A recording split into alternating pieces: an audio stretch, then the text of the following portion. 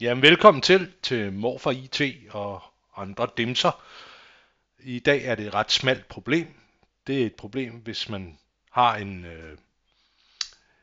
share, som er oprettet, og det share, det indeholder kun et brugernavn, men ikke noget password, det vil sige, at alle har adgang til det.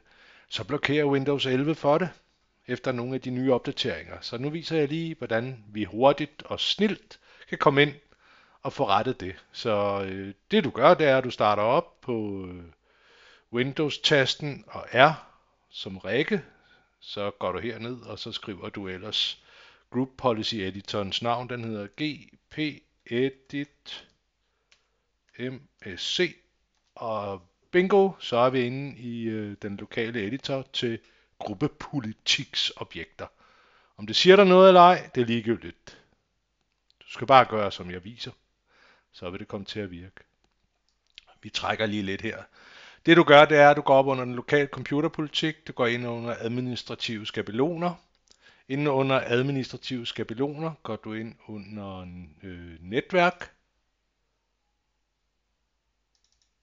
Og inden under netværk, der kan du så igen finde noget, der hedder LAN Manager. Arbejdsstation. Og det er lige præcis den her, vi skal have fat i. Hernede, der er der de forskellige tilknytninger, og der er simpelthen en, nu skal vi lige finde den. Den hedder lige præcis, der var den. Giv mulighed for usikre gæsteloggen. Ja, klikker vi på, og så går vi ind og siger, at den aktiverer vi. Siger anvend, og OK. Nu er problemet i realiteten løst. Nu kan du få fat på et share, som er oprettet uden et adgangsord på. Det vil sige, at man har bare lavet det være åben for alle. Usikre gæsteloggeren, det er tilladt. Tak fordi du kiggede med.